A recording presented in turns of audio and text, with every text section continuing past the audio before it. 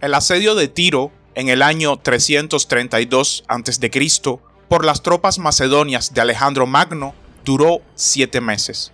Alejandro no pudo capturar la ciudad por los medios tradicionales, ya que esta ciudad estaba situada en una isla y sus murallas estaban justo al lado del mar. Ordenó a sus ingenieros que utilizaran los restos de la ciudad abandonada en tierra para construir una carretera a través del mar, y cuando el alcance de sus máquinas de asedio alcanzó los límites de la ciudad, la bombardeó utilizando barcos para finalmente romper sus fortificaciones. Según Arriano, Tiro perdió 8.000 hombres y Alejandro 400. Alejandro perdonó al tirano de la ciudad y a su familia, y 30.000 cautivos fueron vendidos como esclavos. Después de derrotar a Darío III en Isos, Alejandro se trasladó al sur a lo largo de la costa mediterránea hasta Fenicia para asegurar su retaguardia contra la flota persa. Las ciudades fenicias de Biblos, Sidón y Arad se sometieron a él, pero la mayor ciudad fenicia, Tiro, que poseía una de las mayores flotas del Mediterráneo, se negó a admitir a los macedonios, aunque prometió hacer una alianza con Alejandro y no ayudar a los persas. Tiro, la ciudad-estado más grande e importante de Fenicia, estaba situada en la costa del mar Mediterráneo y en una isla cercana con 2 puertos naturales en el lado terrestre. La isla se encontraba a unos 800 metros de la costa en la época de Alejandro, y sus altos muros alcanzaban los 60 metros sobre el mar en el lado este de la isla.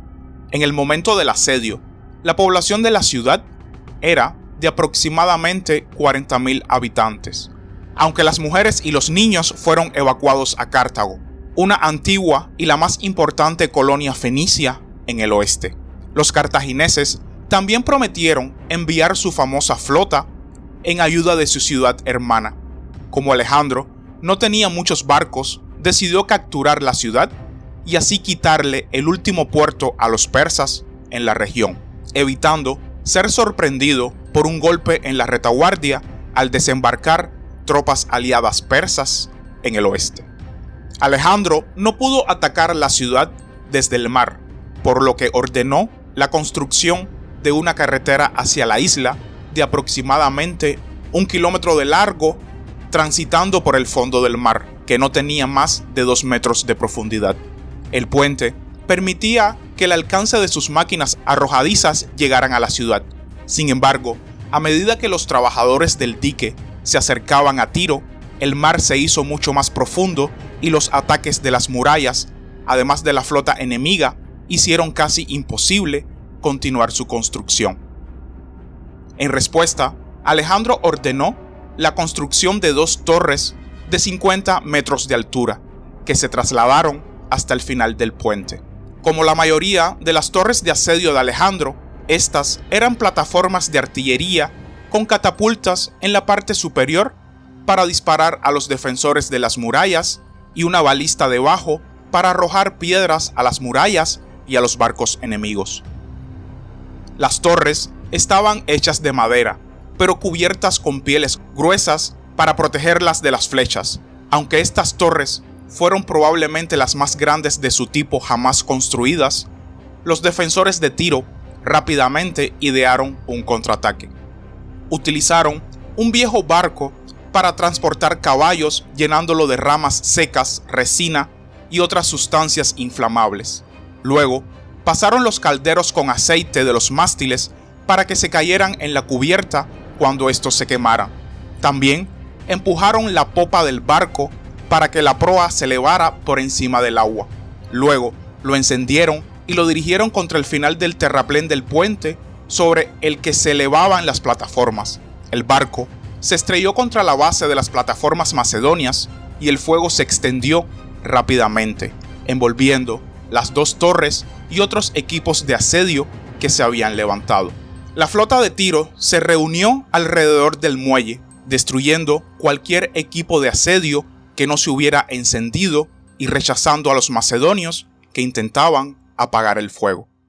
Alejandro se convenció que no podía tomar la ciudad sin una flota. Sin embargo, ordenó que los barcos restantes de las otras ciudades fenicias aliadas que habían regresado a sus metrópolis una vez jurada su lealtad, regresaran nuevamente. Esto permitió a Alejandro adquirir 80 barcos. Al mismo tiempo, llegaron otros 120 de Chipre, que se enteraron de las victorias macedonias y pidieron unirse a Alejandro. Con la llegada de 23 barcos más, Alejandro tenía ahora un total de 223 barcos bajo su mando. Rápidamente bloqueó con su flota ambos puertos de la ciudad de Tiro. Algunos de los tirremes más lentos y algunas barcazas estaban equipadas con arietes. Al descubrir que grandes bloques de piedra submarinos impedían que los arietes alcanzaran las murallas de la ciudad, Alejandro los eliminó utilizando barcos grúa. Los arietes anclaron cerca de las murallas, pero los defensores enviaron barcos y buzos para cortar las cuerdas de las anclas. Alejandro tomó represalias reemplazándolas con cadenas. Los defensores notaron que Alejandro regresaba a tierra a la misma hora todos los días para almorzar y decidieron contraatacar en ese momento a los macedonios, pero descubrieron que Alejandro se había perdido su almuerzo y los macedonios rechazaron con éxito el ataque.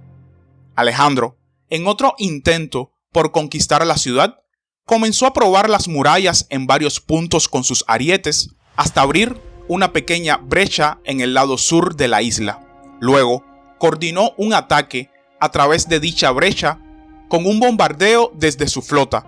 Luego, participó personalmente en el asalto de la ciudad, luchando desde lo alto de una torre de asedio.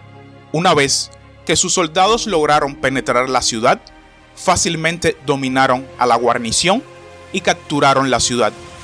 Los ciudadanos que se refugiaron en el templo de Heracles fueron perdonados por Alejandro, incluido el tirano de la ciudad.